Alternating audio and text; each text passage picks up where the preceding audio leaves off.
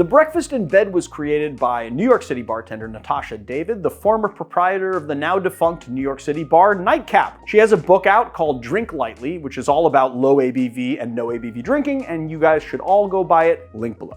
I'm gonna do 3/4 of an ounce of lemon juice, 1/2 ounce of simple syrup, 1 teaspoon of Brancamenta, 1 bar spoon of orange marmalade, and 2 ounces of Carpano Antica. So we're gonna try this really big glass that I love so much. It's gonna be a lot of ice, but you're gonna want a lot of ice in this drink. Gonna give it a nice shake.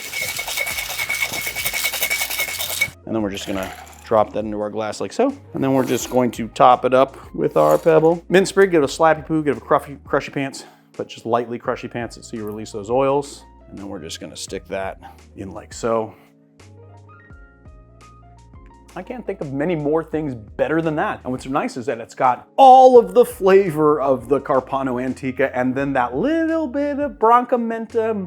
You get the marmalade and the simple syrup doing a really good job of creating flavor, balancing the lemon. It's still nice and tart. It's not overly sweet at all. It's very nicely balanced and you get a nice pop of mint. If you want to make your mint pop and you want to bring out a lot of that herbal essence, just give it a little spritz. And that brings out all of those like cooling wintergreen aroma and then adds a little bit more aroma to it. I'm gonna try it now with that. And that just knocked that cocktail up just a little bit more. So there it is, guys, the breakfast in bed.